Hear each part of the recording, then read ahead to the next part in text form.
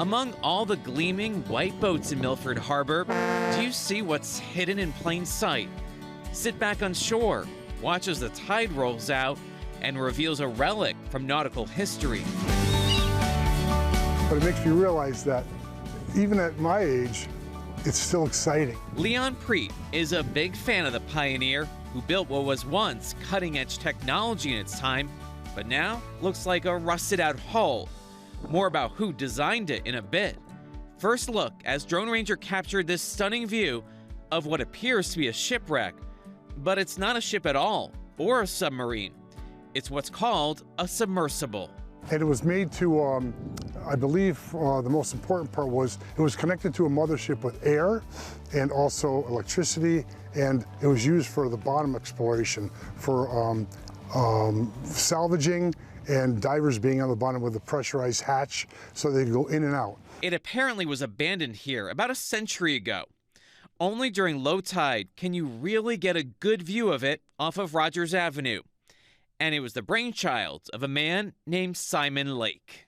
When he was young, his mother used to read him Jules Verne, and that was what sparked the dream and for the rest of his life. You know, so he always focused on building undersea craft. William Legier from the Milford Historical Society points out one of the last salvage boats Simon Lake made.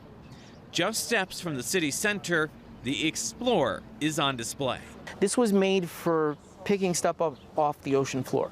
He would salvage anything he could find on the bottom, and he became wealthy from it. This should be a tourist attraction. People should be down here. Hey, this is one of the first submarines, created by one of the greatest inventors the United States ever had. It's not far from where Simon Lake lived in Milford, and his company had a factory in Bridgeport.